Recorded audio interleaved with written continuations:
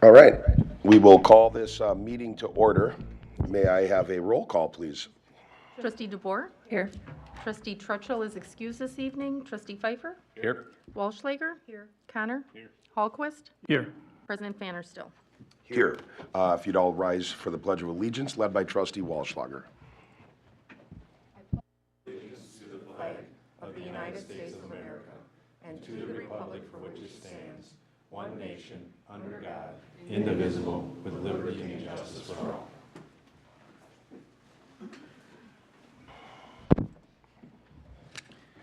All right. At this time, we'll have public comments. Anybody that would like to speak in public comments, if we can try to keep it to 3 minutes. Anybody that wants to speak can step towards the podium. Do we have anyone on Zoom? Nobody on Zoom. Just say your name and address. Oh, my name is Michael Diliberto. My address is 1052 Woodbridge Court, Hartland. So basically, I just wanted to address the board and thank you for your time. I just wanted to say that since 2020, I'm here in American Legion, the post over there. There's an individual that's handling the funds that is unauthorized. It's not the agent, it's not the bar license agent. And I have the documents here. I just want to put it on record and want you guys to facilitate it and figure out what's going on there. That's about it. Is that something that you want to turn in?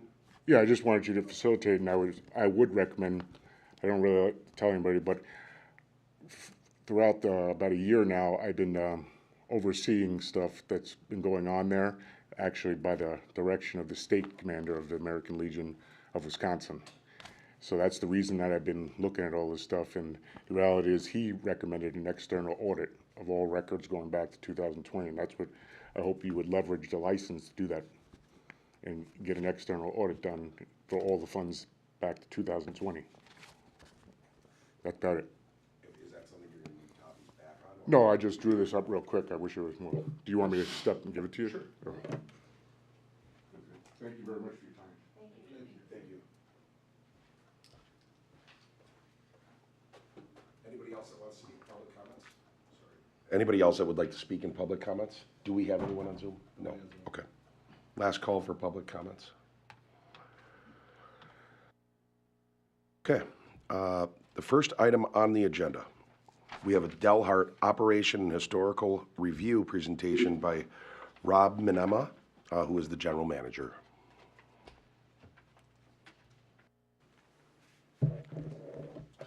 Is this on, I'm assuming? Okay, thank you. Is the PowerPoint gonna be? I have it up for us.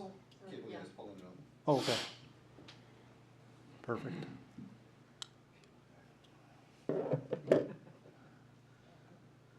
Awesome, thank you. Are you gonna advance it? I have ours, but I'm just controlling theirs. You just talk. And Okay, sounds good.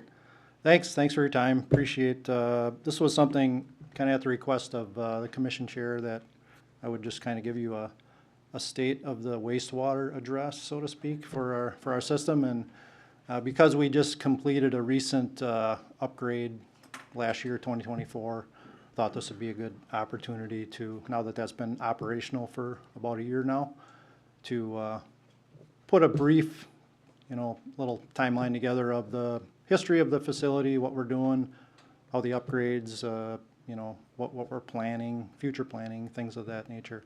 So, shouldn't take too much of your time. I appreciate you taking the time for me tonight. So, again, this is just a historical review. I'm going to go over the background and projects, past current processes, regulatory requirements, flows and loadings, effluent discharge, and future challenges. If you have any questions throughout, just pop in. Background, obviously the wastewater system and facility is owned by Hartland and Delafield. They're the ones that came together to form the commission back in 1971. And it took approximately 9 years to get that infrastructure in place. As you can imagine, it's quite an undertaking to get all the interceptors installed, all the easements for all the land, and that was I can't imagine, obviously I was involved in that, but had to be a long and a painful process. And the plant was put online in 1980, and a major expansion was in 2004, 2005, and I'll get into these in more detail. And then 2019, we did a minor upgrade, and then 2021, 22 was the planning for the biological phosphorus upgrade, and that was completed in July of 24. That's kind of a timeline of the facility expansions. Who we serve, City of Delafield, which includes the town of Delafield, Village of Hartland, the Village of Neshota, and the Village of Summit. And this is our current service population, roughly. And it's primarily residential and commercial, and what we have some very light industrial, but primarily commercial and residential. It's kind of probably hard to see, but this is our service area. This is a sewer pack, updates this on a regular basis.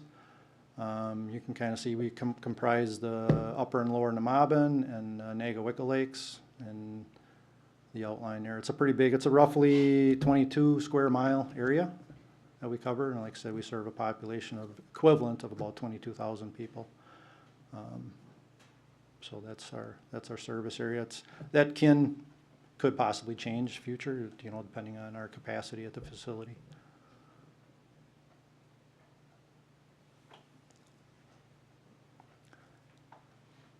So this is just a timeline on the cost of 1980 facility. The treatment plant, $7.5 million. Interceptor and outfall, as you can see, that's cost more than the plant itself, just for all that infrastructure. And the 2005 upgrade was roughly $16 million. And then the UV upgrade in 2019 and the disc filters, $3.7 million.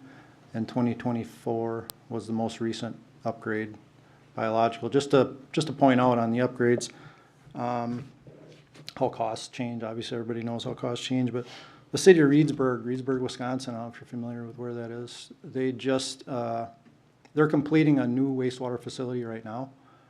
And they're roughly 10,000 population, so probably a little smaller facility than ours. And the bids were with some piping upgrades and the facility just shy of $120 million. So you can get an understanding of the infrastructure that we have and what it's actually worth, even though it costs this to build it. But to build that same structure today would cost a lot of money. So again, probably a little hard to see. This is the 1980 facility that was designed, 2.2 million gallons per day. MGD is million gallons per day flow design. We had the biological treatment was the rotating RBC, rotating biological contactors, which were kind of popular back at that time. And the facility served its life for, roughly 20 years, till 2004. And 2003, 2004 was planning, and the 2005 upgrade increased, they added another clarifier, basically added structures to increase the flow, the design flow. This design flow went from 2.2 to 3.23 MGD design, and that was the main driver of this upgrade. Was just, they were hitting they were about 1.7, 1.8 million gallons a day, but they were starting to get close to that design flow. So they did a facility, plus the RBCs, the rotating biological contactors, were not working very well, and there was a lot of issues with those. So they upgraded the capacity and changed out the whole biological treatment to activated sludge tanks versus the RBCs. So that was part of that $16 million upgrade.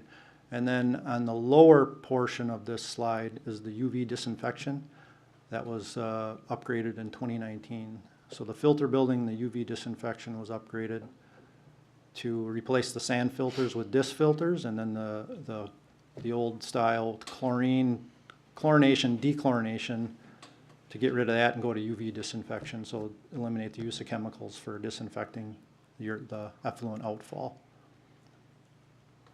And today, this is the current facility, say in 2024. Doesn't look a whole lot different. Again, it's a little hard to point out on here, but we reconfigured all the activated sludge basins to facilitate bio-P removal. So we added anaerobic zones into the activated sludge process, and we added a fermenter for the sludge to, again, enhance that biological phosphorus removal. And the the driver of that is if we did nothing, the estimated chemical costs to get down to the levels that we had to get down to, which took place in September of '23, they were estimating about $500,000 a year in chemical costs. So to avoid that, we spent $7 million. There were some other upgrades as well, the blowers and some other things, which will also save us money in the long run. But you do the math in your head, $500,000 in chemicals versus doing the upgrade, and it'll have a pretty good payback over the life of the plant. Our effluent requirements, some of these you may or may not be familiar with. BOD and TSS is essentially the strength of the waste coming to the facility. And these are some of the numbers that we have to meet. BOD, 7 to 12 milligrams per liter. Coming into the facility, we have about 250 milligrams per liter. So that gives you an idea of what we got to reduce before it gets discharged. And phosphorus as well. Phosphorus coming in is around 5 or 6 parts per million. We have to be well below a half a part going out. Ammonia, chlorides is not really a big factor, but it's something we do monitor. We don't really have a limit per se, but our quality-based limit is 760 milligrams per liter. And then E. coli is seasonal, and then PFAS possibly in the future, and then we also monitor our biosolids for land application. Current flows loading or influent flows range 1.9 to 2.1 million gallons per day. I do want to point out the recent rain event in August 10 and into August 11. We had a peak day flow of 6.114 million gallons per day. And our peak design flow is 6.54 million gallons per day. So we were almost at our peak day design. So we were able to, process the wastewater, get it through the plant, but it was pretty challenging. And I know I'm talking to Tom and Paul from Delafield. They had their challenges as well with lift stations and flows. And so I don't know if, I'm sure he made aware of what was going on, but those guys were putting a lot of hours in that week trying to stay on top of everything. Influent BOD, as I stated, in the 244 to 271 range, influent TSS, and then our influent phosphorus coming in.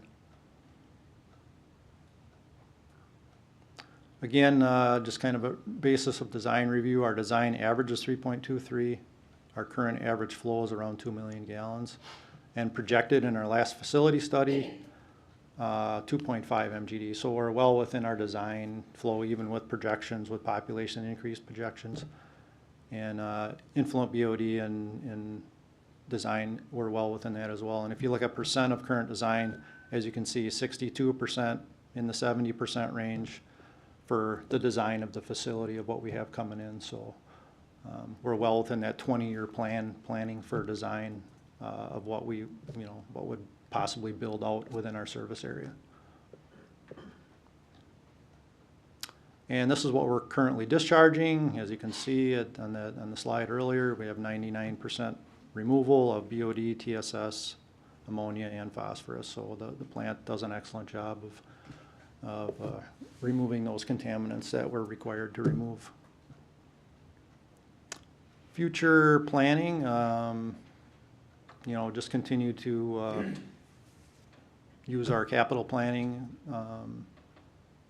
look at future loading conditions and regional growth. Everything that comes from Hartland or Delafield, I generally review with, the powers that be. Scott Hussinger I work with him quite a bit on some things. So anything new coming in generally goes across my desk for review to make sure that we can handle the flow, that the collection system is sized properly to handle any increased flows.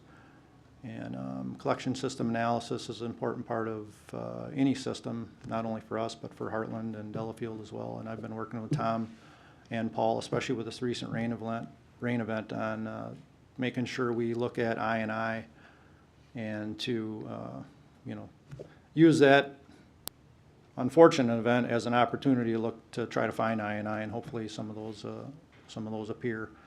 Because they're, when you go from 2 million to 6 million, it's obviously got 4 million gallons coming from somewhere. So And then facility capital improvements is something that I implemented when I came on board as a 5-year capital plan to address the major needs outside of the major infrastructure projects that we did. These are, capital planning, usually about $1 million and under a year of projects within the facility. And then obviously advanced planning, the more advanced planning you can do to minimize, things that break down without planning for that. And regulatory challenges, I'm sure you heard of PFAS, polyfluoroalkyl, substances that we don't know what the future is on that, but that would probably be one of the biggest drivers of future needs for wastewater, and that especially with land application of biosolids.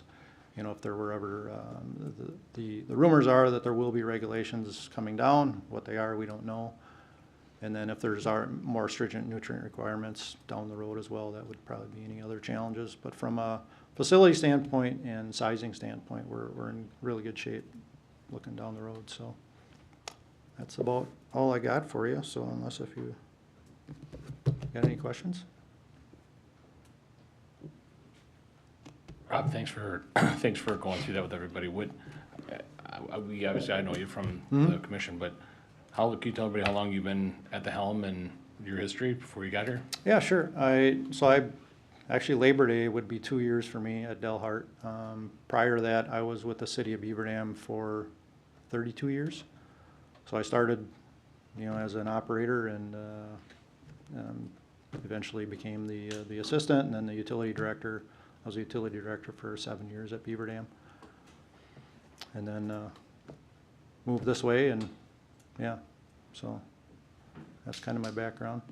Been in wastewater since I was 20 years old, essentially. We're really fortunate to have him. He's a planner, and he's definitely looking into the future and how we can make things last and work. We're really, really fortunate to have him. Thank you. Thank you for the presentation. Yeah, you bet. As the PFAS regulatory amount is, I heard that they could possibly raise that a little bit. I mean, is it still in negotiations? Yeah, it's very preliminary at this point. EPA came out with some guidance on the wastewater side. There's already some regulatory numbers on the water side, drinking water side, and some plants are already upgrading and putting in treatment. But on the wastewater side, it's very unknown because there is really no treatment. You can try to filter it, but whatever you take out, then you got to get rid of that. If it's going to end up in your biosolids, and at some point you got to get rid of that. And right now the only option would be landfill, and then you got to find a landfill who's going to take it. So, if they would actually implement something, a knee-jerk reaction, the cost would be astronomical. So I think that's why it's going to be a long-range approach more than likely. Kind of want to just touch on what he's talking about with I&I. Like if you'll notice this Wednesday in our budget presentation, I put an extra line item in there to kind of combat I&I as far as doing some spotlighting and stuff like that. When you go from, he's saying 2 million gallons a day to 6 million gallons a day, that's 4 million gallons of flow that Village of Hartland residents are paying for, and obviously Delafield too. But it's not only that, but him trying to treat that amount of flow in that short period of time during a rain event like that is very difficult. So it's really important work that we do through televising and spotlighting and finding those areas. So that's why you'll see that on the budget. Yep. Yeah, I appreciate that because Paul too. I've been talking to Paul, and they found some manholes that were leaking pretty heavily, so they're going to be doing some grouting and things like that as well. So. Thank you very much. Yeah, thank you. Appreciate it. Thanks, Rob. Right. Now, on our agenda, we have approval of the minutes from the August 25th, 2025 meeting. I will be abstaining. I'll also be abstaining. I'll make a motion to approve the minutes from August 25th, 2025. Second. It's been moved and seconded to approve the minutes from the August 25th meeting. All in favor? Aye. All opposed? I abstain. I also abstain. That motion carries. Now we have, I was gonna say, he doesn't have to stay. Oh, yeah, you do not have to stay for the entire meeting. You can if you want. We're not kicking you out, but we're letting you know it's not considered rude if you leave. Thank you. We have items related to the vouchers. First, we have consideration of a contractor's application for payment number 1 in the amount of $505,171.09 to Globe Contractors, Inc. for the Progress Drive Sanitary Relay Project. So yeah, kind of like I mentioned, the last board meeting, Globe Contractors have put in the new pipe, covered and backfilled to our specs, compacted, flushed, and pipes in. So this is kind of seeking that first payment for that work. They are still working on the paving aspect of that job, so that is coming here in the near future. They're doing some concrete and curb work right now. So staff recommends paying Globe Contracting, Inc. $505,171.09. Are they also doing the industrial drive portion there Yep, too? just that small portion of industrial drive where they did between the two buildings, right there is also being done because that was excavated as well. I'll make a motion that we approve payment number 1 in the amount of $505,171.09 to Globe Contractors, Inc. for the Progress Drive Sanitary Relay Project. Second. It's been moved and seconded to approve the payment number 1 to Globe Contractors, Inc. for the Progress Drive Sanitary Relay Project. All in favor? Aye. Aye. Go ahead. Discussion? Yeah. Okay. I had a question. On the application for payment number 1, unless I'm missing something, I see a number, it says $525,010. So I was trying to see how that number matched up with the 505,171.09. You go down here, the 505, we keep a retainer of $20,838.91. Look on your screen, right in front of you. We pay 505,171, we keep a retainer of $20,838.91. Got it. Okay. We always keep a retainer.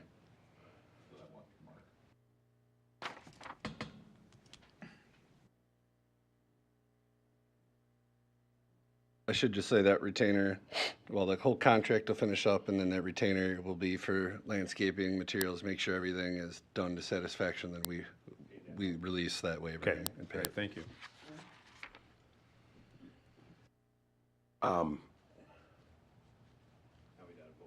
Else?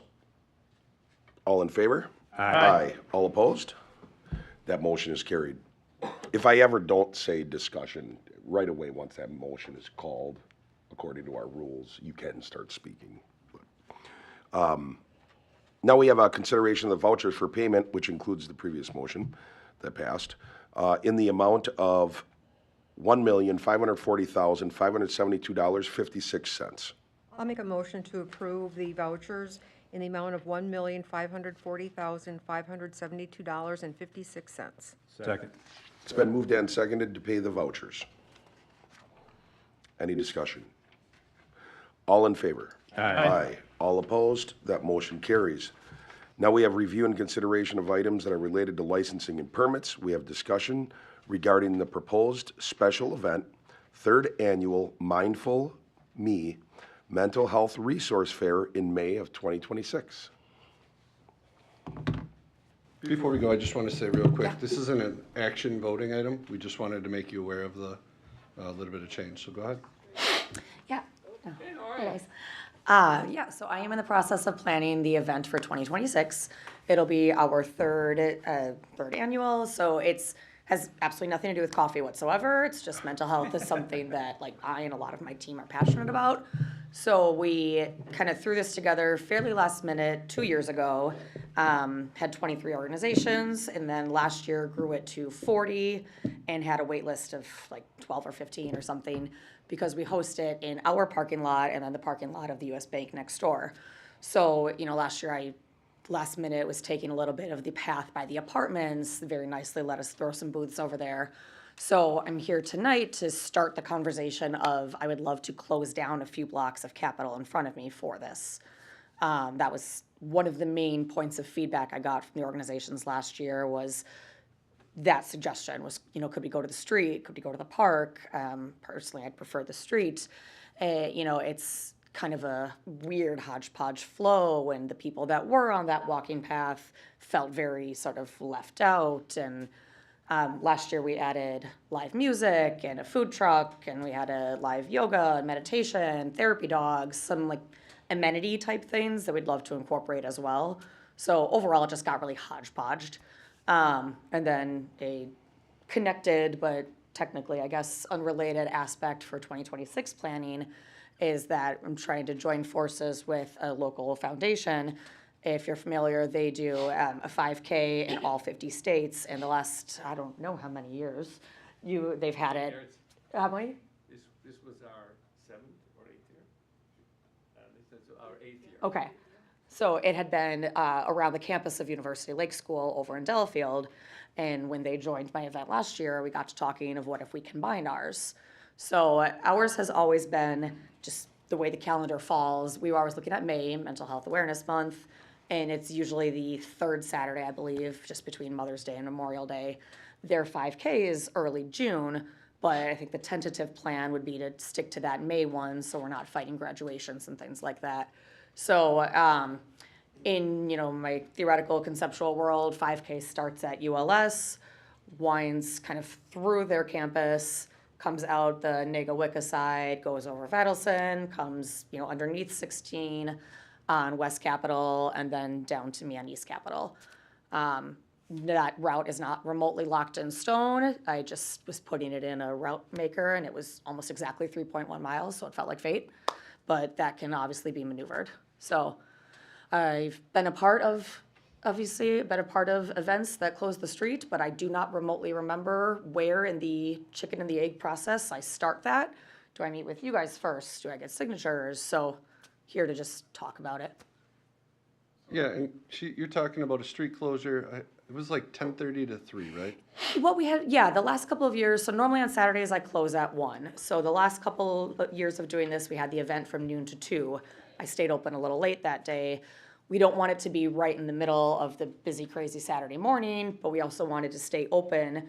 Part of it is, reduce the stigma, have open conversations, but in case anyone was uncomfortable, we wanted to make sure we were open. So the notion is like, I'm gonna go get a cup of coffee, and while I'm here, I'll just wander out there. So it had been 12 to 2, but if we're tying the 5K in, that's generally more of a morning activity. So not locked into those times either, but somewhere late morning-ish. I have 2 questions. Yeah. What would be the attendance of the 5K or 2K or whatever it is? And then secondly, would that also require traffic control as far as, I don't know how, if you have 400 people, then obviously you need somebody to block the highway. Yeah. But if you only have 40 people or whatever, then obviously they can, Yep. whatever. And I don't know if you guys want to speak to the 5K portion, because I'm definitely not Okay. My name is Dr. Korkor. I am the founder of the A.B. Korkor Foundation for Mental Health. We're based here in Hartland, in Delafield area, and we've been around for 8 years. And every year we have a 5K in all 50 states in 50 consecutive days. We've been doing it. This was our 8th consecutive year. I have run the first year and the second year, all of them across the nation. And since COVID, we've been a mixture of hybrid and some in person. The Wisconsin one has been a persistent event. It's always the last event, which is usually in June, the first part of June. But when we come across each other, we felt like we had a lot in common. We both shared the same vision and view about mental health and raising awareness, carrying support, and raising awareness and removing the stigma. And for us as a foundation, our focus is the importance of movement in mental health. Our motto is motion impacts emotion. And that's why I feel it's very important for people to be active as part of their mental health well-being. So the last couple of years, we partnered with ULS, and we have the event at ULS. The average attendance, thank you for your question, is been between 50 and 75. 50 and 75. But I have to admit that this is a small number. Historically, we've done it more in the Milwaukee area, on the Lakeshore, area. I'm sorry, in the front oceanfront area, Was it? Veterans Park. Right, Veterans Park. Yeah, we had as many as 200, 250. But the numbers here were smaller. And I honestly can't predict what the numbers would be next year. Maybe with our partnership, we may end up seeing more people. So theoretically, there may be some, street closure, but like we host our event all across the country. It's always been, we always work with the local police department about making sure that we have volunteers closing certain intersections. And we've always had a conversation with them about what we do and what they do and stuff like that. And it's never really been an issue. You're welcome. For our part of the event for numbers, first year we had about 300 people.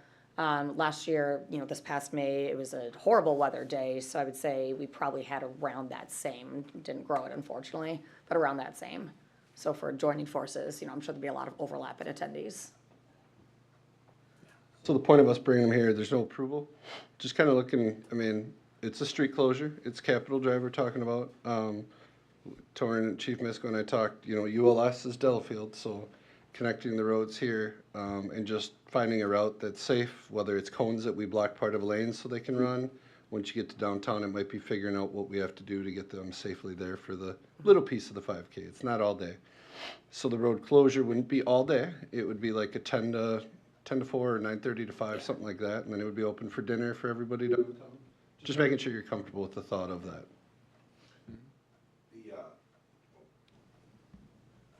Does the whole road need to be closed for the race portion? No. Or can they just be released? Oh, okay. I don't, exactly, just, no.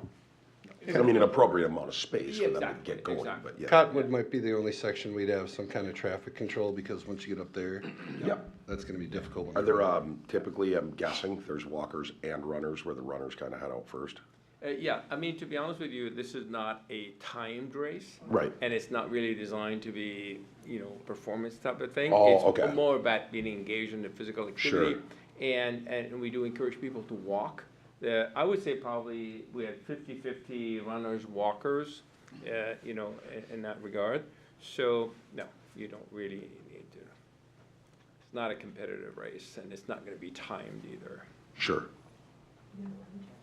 But just to clarify, like the section that the booths would be entirely closed. Yes. Yes, Yeah. yes. That's I was asking that question because I was Yeah. thinking of driveways where Yep. if, The whole let's say rows, we yeah. get someone that isn't as enthusiastic about mental health while there's runners coming through, people would wait, but all of a sudden you have someone that's like, I'm in a hurry, I gotta go right now, stop, But if it isn't timed, that would kind of change that. Yeah.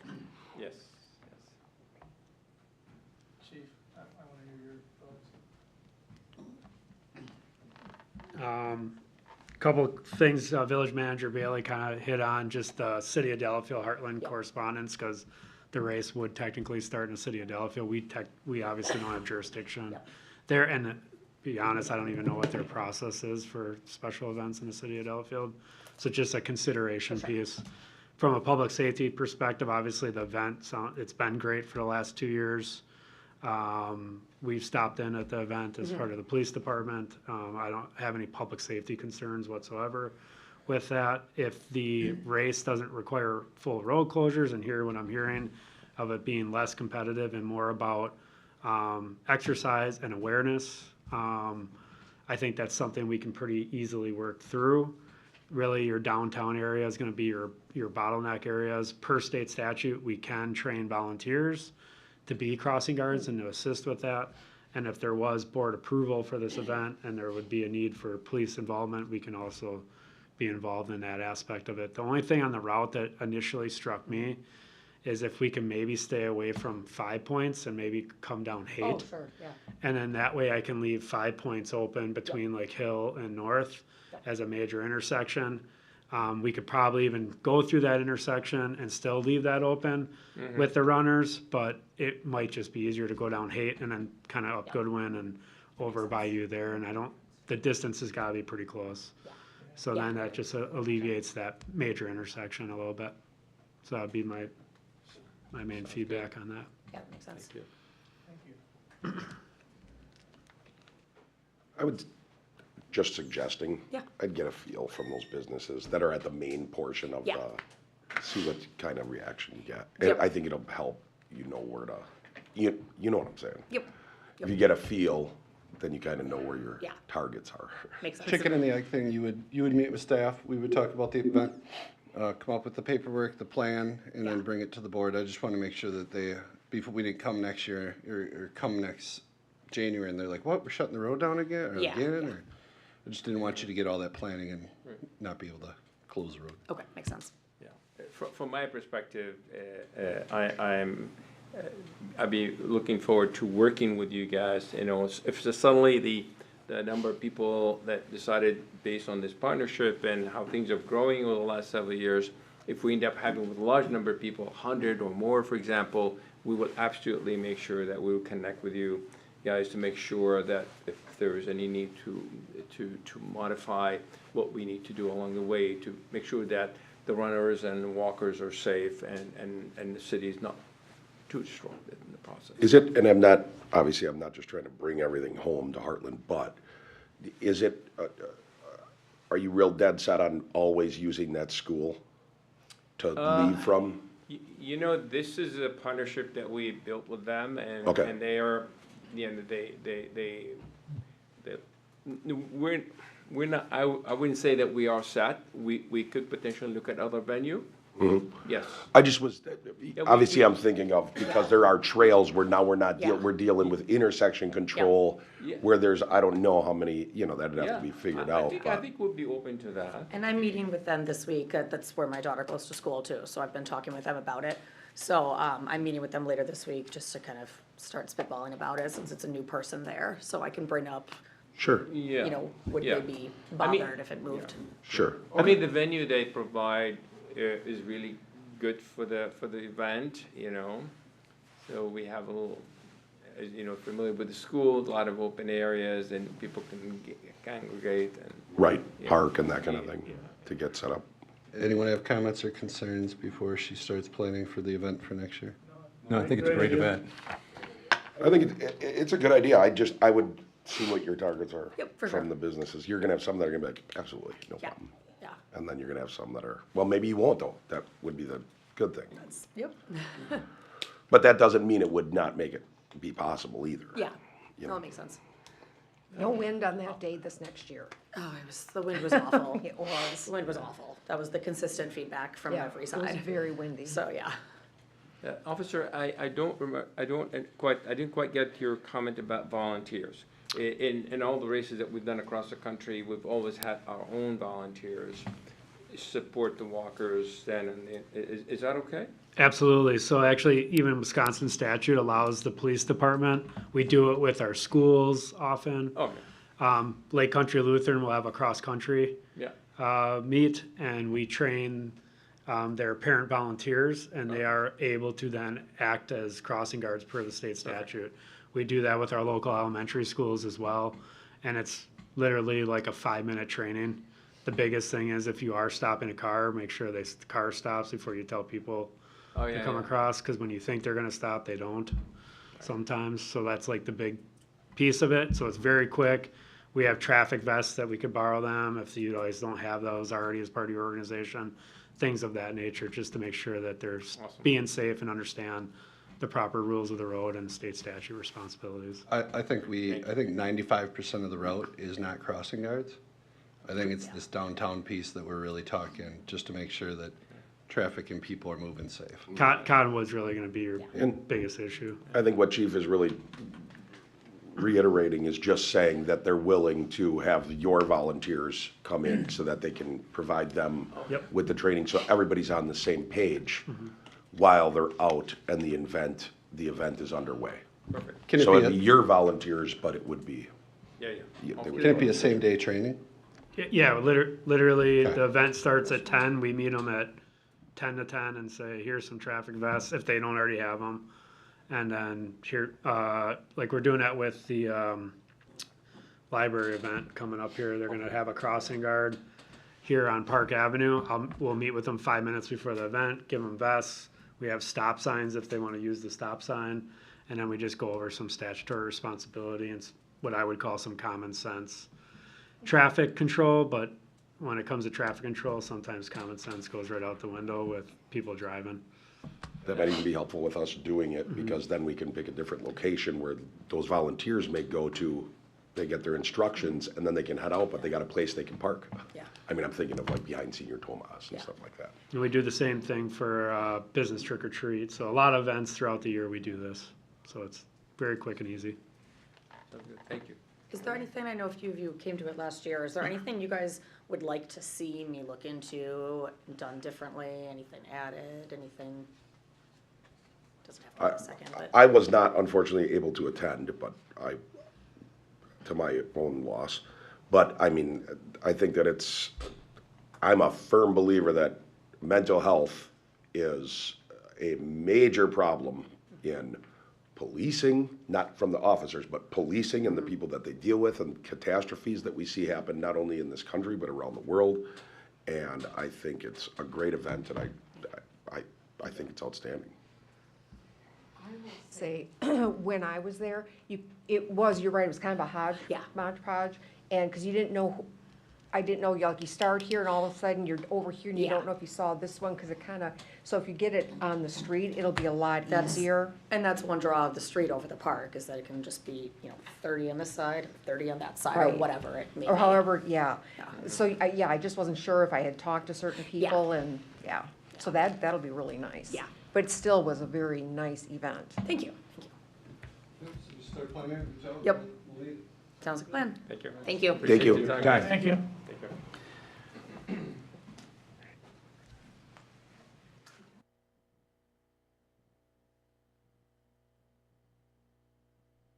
All right, now we have a consideration of the police department request to purchase a new Lidar, am I pronouncing that correctly? Correct.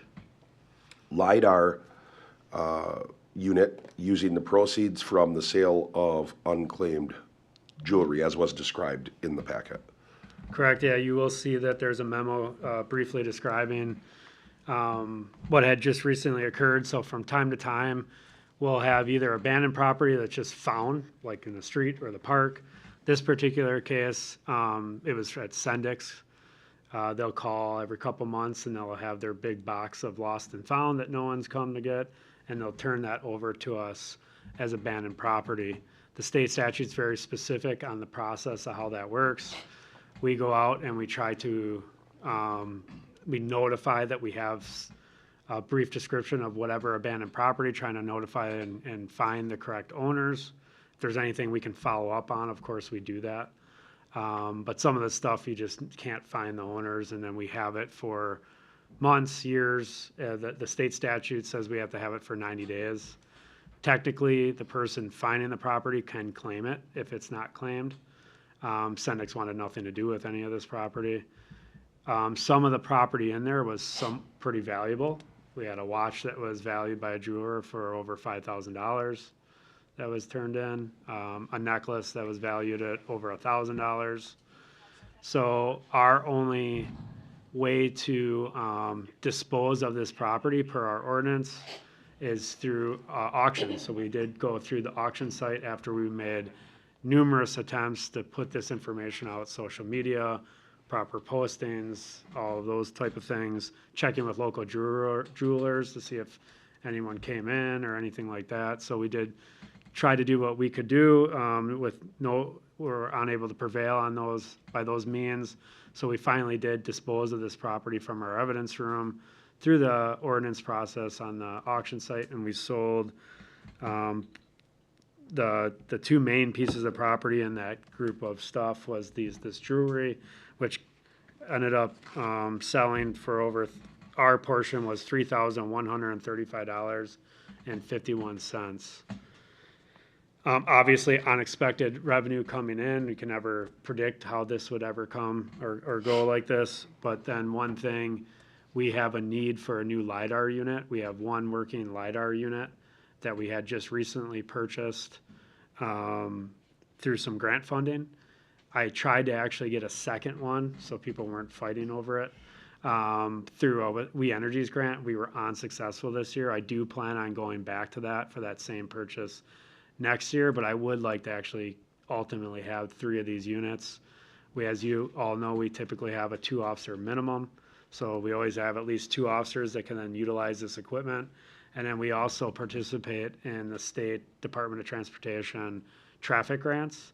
And anyone working those grants wants one of these LiDAR units because it allows them to stay active with their traffic. If you think of it, they're very similar to a radar. It's just this uses lasers, which allows us to get a reading much further away and very accurately, where radar is more of, I would call like the shotgun approach. The LiDAR is more of the scoped rifle approach to being able to do speed enforcement. You've all heard of the issues that we have. It's a common issue I get is speed enforcement. We put the signs out and we move those around and we do our speed enforcement, but these obviously let us do a much more effective job with that. So my hope was to take a little bit of that unexpected revenue and then utilize it for this specific purchase to purchase one of these LiDAR units for speed enforcement.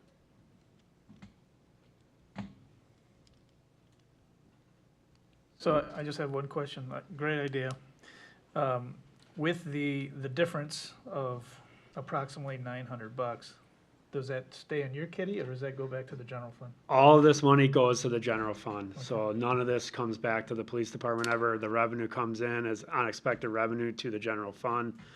This approval would then allocate that $2,215 for our use due to that revenue.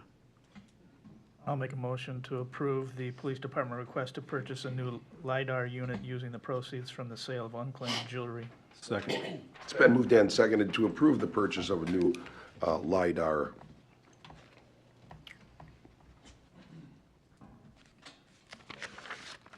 unit. What was that total? $2,215. $2,215. Any discussion? All in favor? Aye. Aye. All opposed? That motion is carried. Now we have an update by Keller regarding facility needs. Sir, how are you? Good. I don't anticipate this being too lengthy. So wanted to give a couple general updates, and the big one we'll kind of circle back to this towards the end is, we provided the community some feedback, or got some feedback from the past 2 meetings, and now that we're switching sites, we've kind of got some momentum going, so looking to bring them back something. And it would be nice to get it on the schedule because just from past projects I've done, once we get in front of them, some people want to stay involved, some people just like to know what is kind of, progressing. So I think having a good next time would be helpful. So that's probably the bigger item. The other ones, we can briefly look at the site, we can look at the calendar. Those are the main items. So looking at the site plan, the other question is, I don't know what we want to start calling this site. My assumption is we probably should not continue calling it the Waukesha State Bank site. So that was one of the questions I was thinking about. So as we sit today, we have. I do believe that, unless I'm wrong, I believe that it's 550 Hartbrook Drive. That's the actual address of the site. And you can also refer to it as the former bowling alley site. Sweet Dream car show site.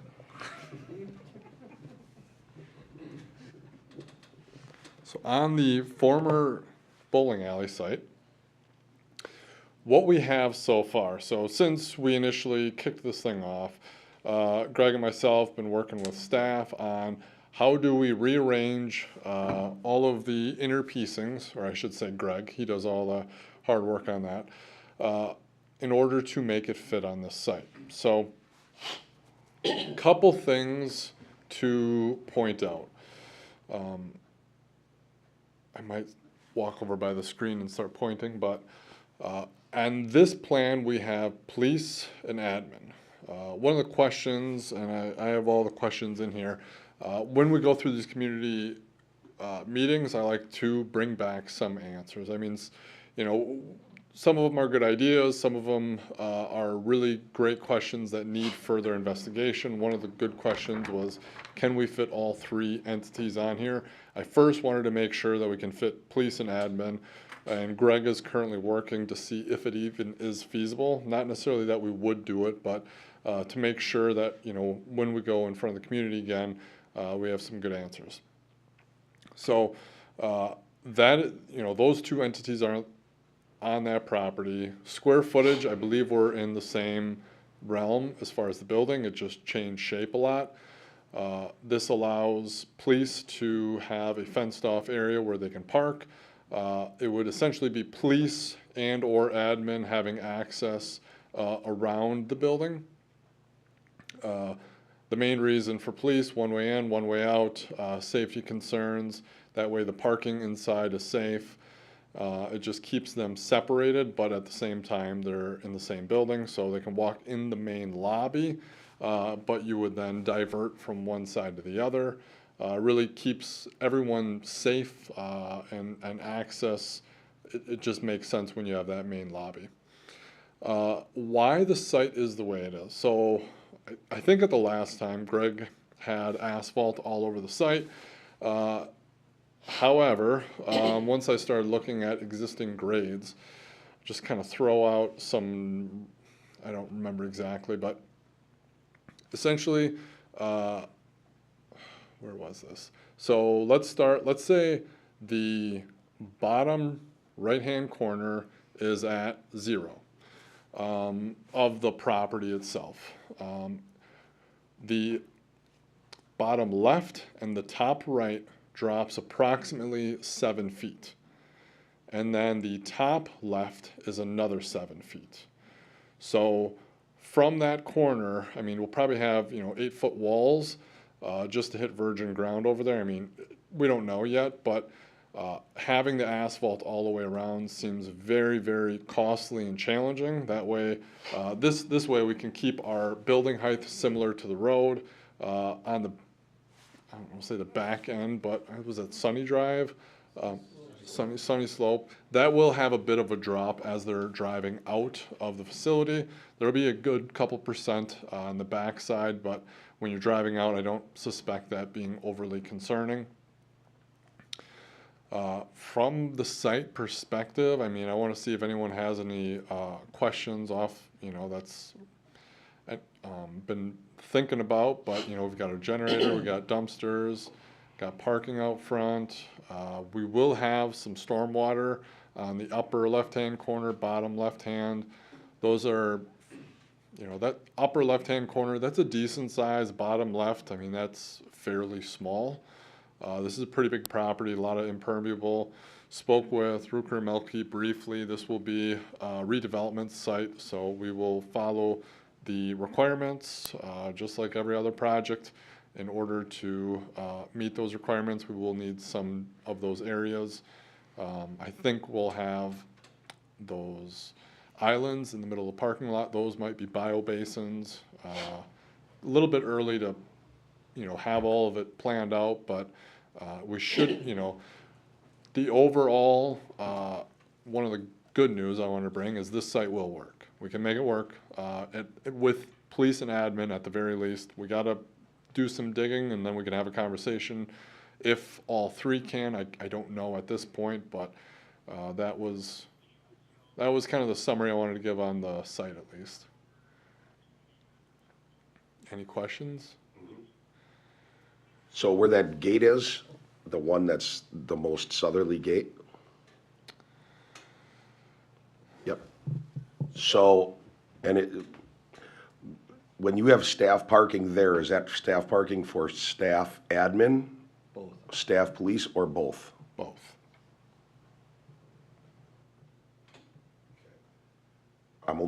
Why are we gating that off as opposed to having the gate where it just protects the vehicles that are village vehicles? Well, it's a good question. The conversations were having admin just away from the general public, but at the same time, that could just be for police. I'm not opposed to having it be only their parking Yep. and having that noted with signs. I'm thinking about the public looking at that it's all of a sudden gated for staff and all of a sudden it just creates a, If you look, most every police department is a gated entrance, just simply for the fact that they get stalked. They have people out with cameras that go out to them right now in our parking lot, Yeah, so for in their personal vehicles. for this specific, I think the main thing is just keep their vehicles safe away, and then keeping people from walking around, having access to the overhead doors, especially when they're driving out, just keep the public away from the police. I think that's the main reason, and then just one of the benefits is we can have, everyone's personal vehicles back there, but it's not so necessarily a I see, requirement. so the overhead door is on the north and south of the building. Yep. Okay. I don't see any difference than that, like DPW building, right? I mean, that's gated as well for their equipment. Yeah. I'm just thinking of I'm trying to visualize, the perception of, I'm not, it doesn't mean I'm right, I'm just visualizing the perception on, and it's a lot of fencing. I mean, how tall is that gate gonna be? I mean, is that a normal 4-footer, or is this gonna be like an 8-foot gate? I would think maybe like a 6-footer.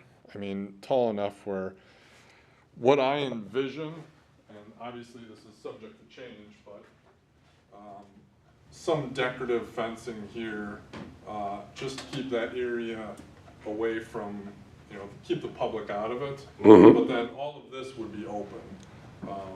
Access, so you have a trail or a walkway. And I mean, that could potentially change. The main thing that I'm concerned about is just the driving, keeping. And I do agree that I was just throwing it in there. I don't think they'd really have any issues. I can't see that because nobody really has any reason to be around the police cars, except the police, right? The police cars aren't parking up there. Well, but I'm just saying to have it Their gated personal vehicles, off. their personal vehicles would be there. Right. And again, nobody but them really has a reason to be around them. Right. So why would any citizens have an issue with it? That's what I wasn't understanding. No, They should be, The other thing. You'll have citizens, and I think that you would agree, based on the amount of fencing, that there's gonna be an added cost Oh, for the yeah. amount of fencing. And you're gonna have people that are going to say, why does Hartland need that? Now we're in Milwaukee where you got gated parking for, I'm not saying that that's rational. I'm saying people may say it because that fencing is gonna go all the way up to Hartbrook. It's a good question. So I was one of the big I'm- pushers on this because we did have our detective who people that they arrest randomly come up to them. So for their safety in a parking lot, I am hopeful that you guys would do this. oh, yes, absolutely. And the other thing is, I mean, it's not a stretch of the imagination. If they see an officer's car parked, they know he's on shift, and that means he's not at home.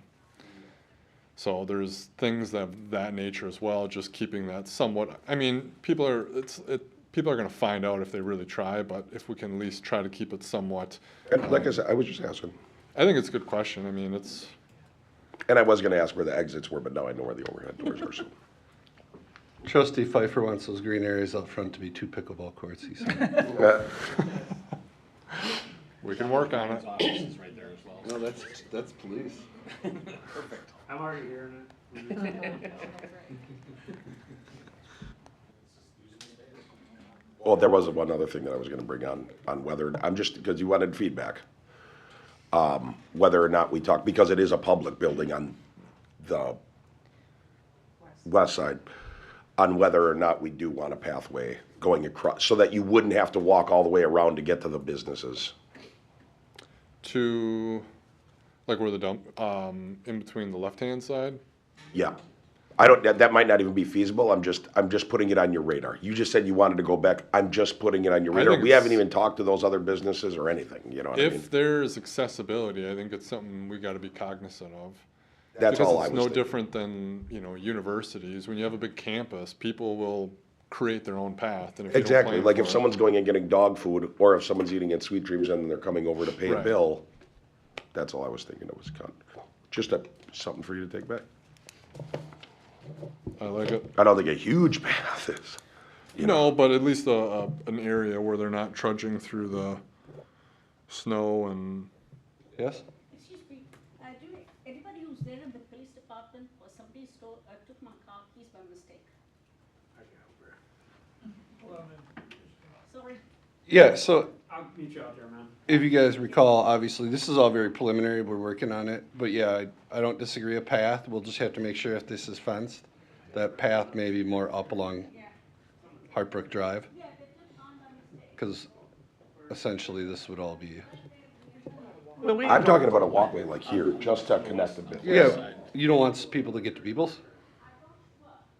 Well, yeah, there too, if it's, no, because we got it right here. Oh, So, they can't get through, that's I have a right. question for that mall that Sweet Dreams is in. There's a blocked off road that goes down to Sunny Slope. Yep. Would we require them to open that up at all? I mean, we're not gonna, obviously. We don't want people our coming village in hall from would there use anyway. it. We don't want, okay. Because there's no way to get to the back. People are gonna have to come to Village way Hall down in Hartbrook. There's no, we originally had an entrance here, but then you're lacking any security of police in and out. No, I was just thinking for their concerns. They could, it's right here. I don't know why they don't open it. It's right here, that little path. No, I don't know why it's blocked off, but, It used to be open. yeah, they Yeah, got I a don't- couple of It would be barrels nice if there. they'd open it. I was thinking, people are probably cutting through. That'd be my guess. People are cutting through it. Yeah, it's true.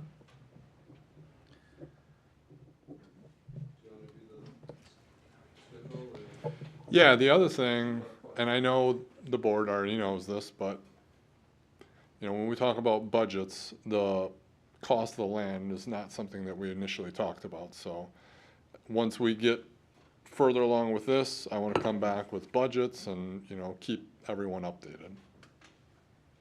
You gotta keep that at the same number, man. I'm sorry.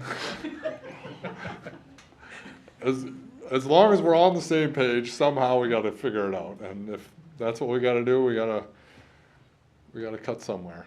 So essentially with this, part of the point is the next item. People can still ask questions, but looking to create a special meeting in October, November, kind of like we had previously. I But- think so. I see the most success when we regularly update the community. However, I don't like updating them when we don't have good updates, because that's just a waste of the community's time. So I'm thinking by late October, maybe early November. I'm thinking by late October, we should have a decent plan, some good budgets, and some solid updates for people to learn more. So is there a good day or time for everyone here when we get into? Obviously here we trick or treat. So that's Friday this year, it doesn't matter. So you're talking the week of the 27th or the first week in November, November 3rd through the 7th probably. Yeah, I would say the week of the 20th, 27th, 3rd. Well, would we have more information on possibly the purchase price of that property? Maybe.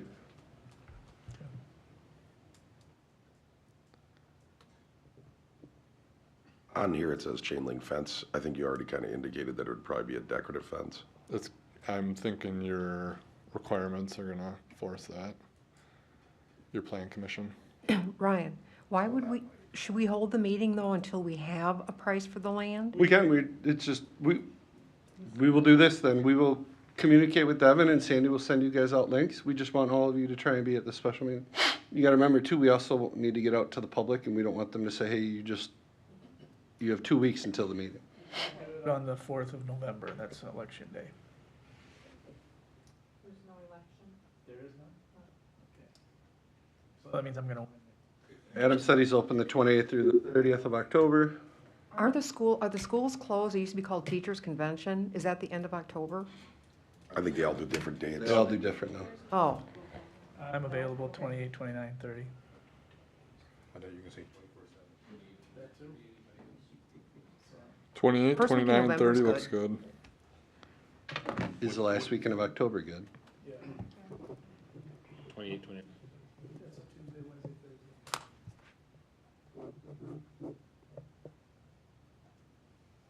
I'd prefer 28 or 29, but I can do 30.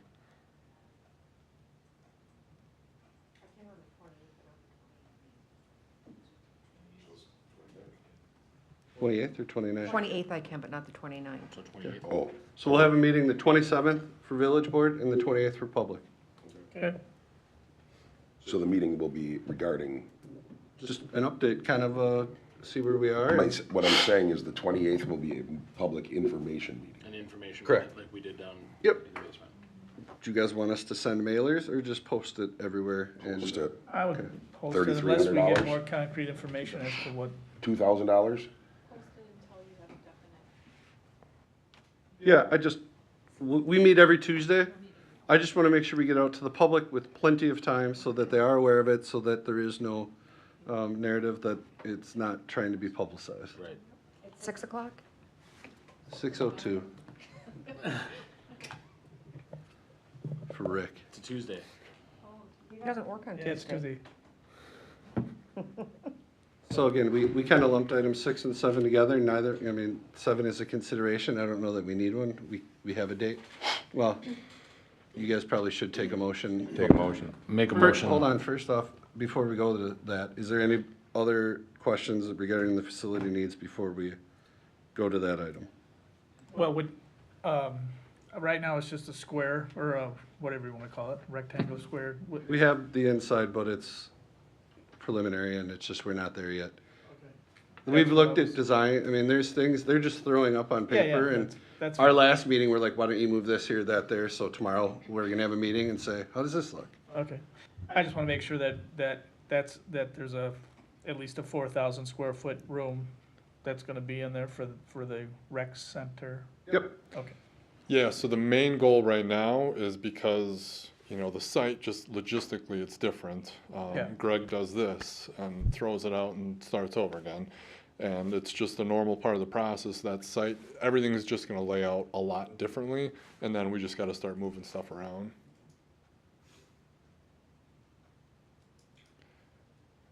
I'll make a motion then that we schedule a public information meeting for October 28th at 6 PM here at the hall. Second. It's been moved and seconded to approve October 28th as a public information session here at Village Hall regarding building needs and soon-to-be construction updates. All in favor? Aye. Aye. All opposed? That motion carries.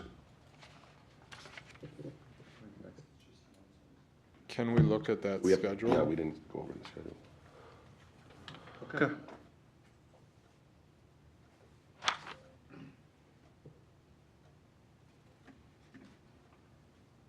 Can you zoom in a little bit? Thank you. You can scroll on the bottom of the first page. So where we are at, so we're still in that preliminary design process. So looking at sites, evaluating different things, really digging in. So the next big step is getting all those engineers on board. So Greg and I are, fairly knowledgeable, but those experts are really going to be critical in order to make those big next steps. The big next steps has to do with the contract. So working through the contract, it's taking a little longer than anticipated, which pushes some of the things back. But really, if we can get some contract and get the engineers rolling by, let's say late October, early November, that means we're starting construction documents November, December, January, which still puts us bidding out. If you want to go to the next page, please. Is there a next page? I have it up for the board. Oh. I think Ben has whatever's in the page. That's all right. So construction documents, November, December into January. At that point, January, February is where we start finalizing all the bid documents. I would say by February-ish, I wonder if I have it in front of me. There we go. Then by, Worry about asbestos removal. no, we do not. At the fire station we do, but, so,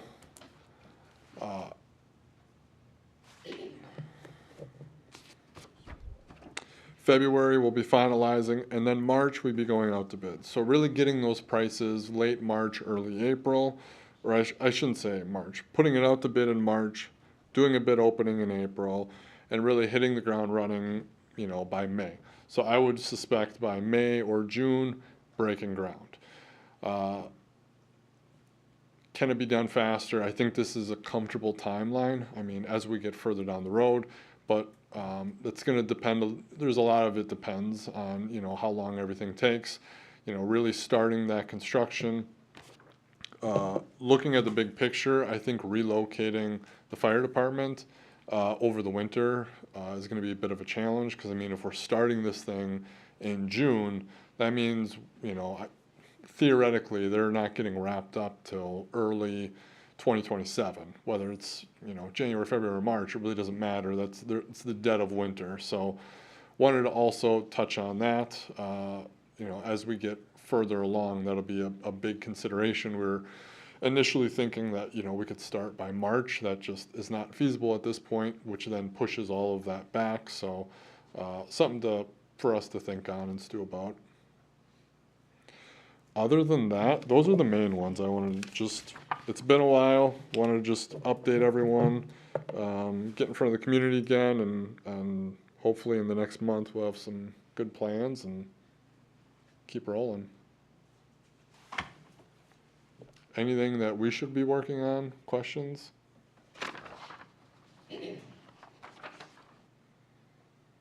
How long, you know, I say this because I think it's important considering the board's in a position to do this. How long will it be before, if you guys are working on it, that you're starting to work on the inside, that something will be in front of the board?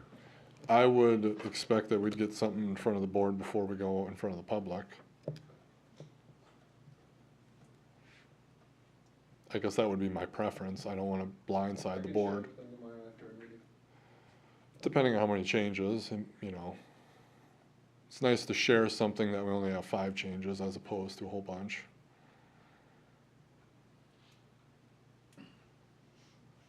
Cool. Perfect. Thank you. Thanks. Thank you. Thank you.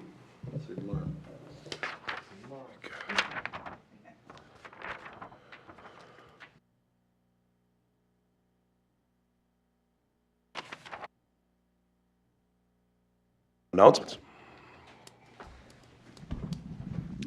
I'll have you start, Chief. I don't have any. I don't have anything. So, truck 43 came back today. It's got front end repairs. It has new brakes on it, and tomorrow we're going to get 2 new front tires. Other than that, it's just been running calls. We were busy Friday night, 2 football games, and got 1 transport out of the one, and then got a call right in the middle of the other one. So, other than that, just keep moving forward.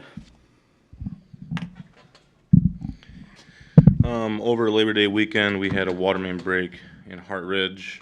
Staff came in, was able to turn that around and get that service back up and running. We put 32 tons of asphalt on the patch for that area. That'll probably be on the patching contract next year after we have some more compaction over the year. We started work on the splash pad building in Nixon Park, so if you see us over there constructing stuff today, we were digging down to the footings.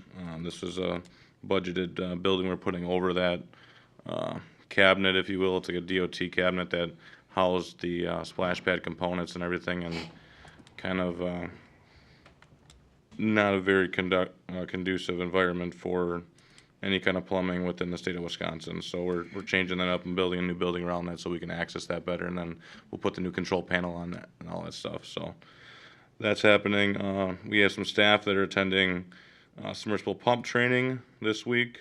It's for all of our lift stations. Each lift station has 2 submersible pumps, so it's basically a course from Flight. Flight is a rep that, or a brand, I should say, of every single submersible pump that we have here in the village, a very well-known name.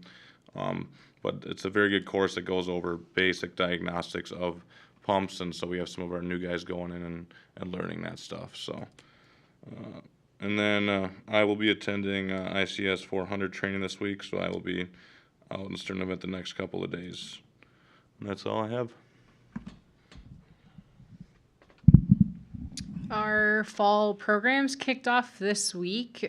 We have our try it classes for punch card classes for this week. So if people want to test out what we have to offer, and then we're down to our last 3 concerts for the Thursday night concert series.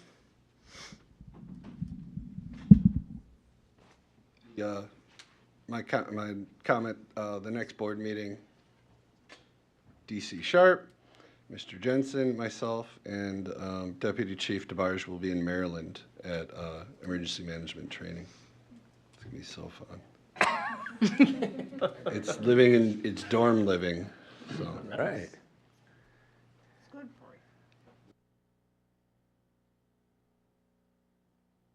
Never mind. I'm good. I'm good. I don't have too many. I just want to make the board aware. I think emails have been sent to everybody. I know phone calls, I believe, have been sent to everybody from a constituent resident up in River Reserve that's asking for multiple crosswalks to be put along Maple Avenue. Just letting everybody know it's been expressed. That's a county highway. It doesn't mean that the board can't work with the county to do something. If they don't want, or if they wanted to, they could get that talk going with the county. You're also teeing up quite a few crosswalks in quick succession and requesting speed limits to be dropped and putting $90,000 crosswalks in that have the beacons. I just wanted to make the board aware that that's been going on. It's something that may end up having to be put on an agenda to give an answer, I guess.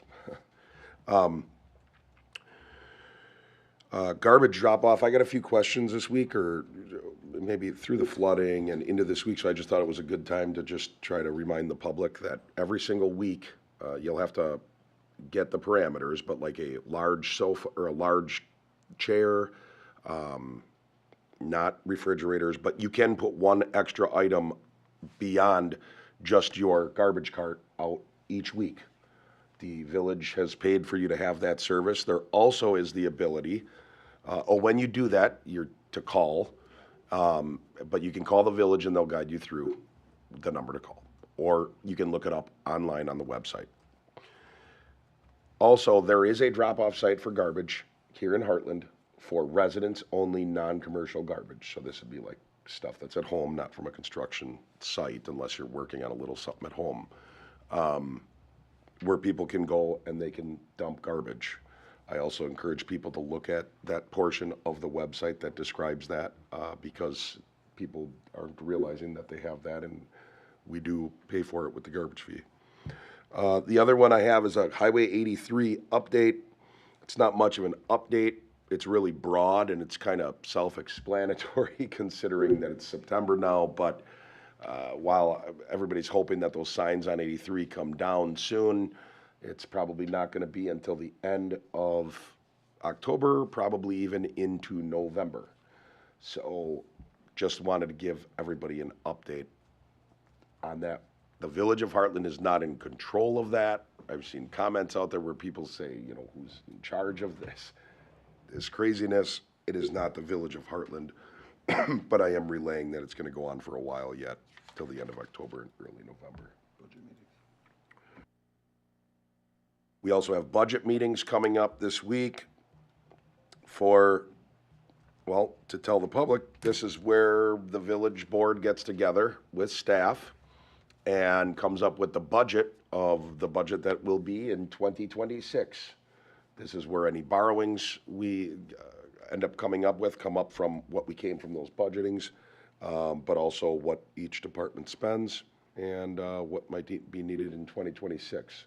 So those are the, and those are on Wednesday at 6:05 and Wednesday at 6:05 and Thursday at 6 to 6:05 start time. And I have nothing else. Make a motion that we adjourn. Do we want to change that on Thursday to earlier or not?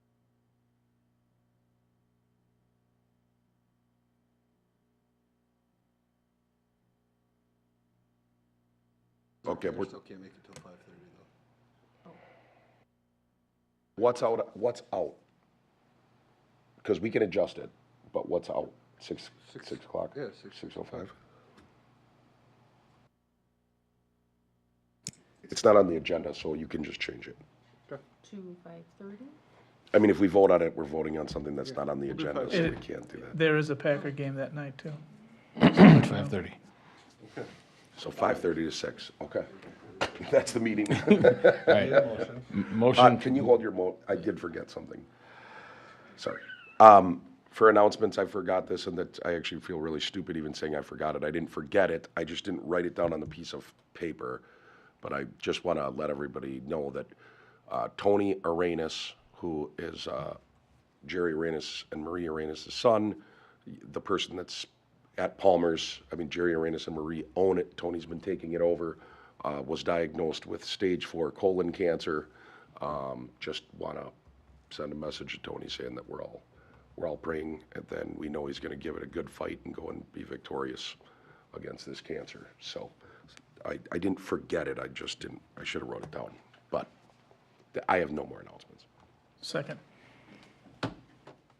It's been moved and seconded to adjourn this meeting. All in favor? Aye. Aye. This meeting's adjourned.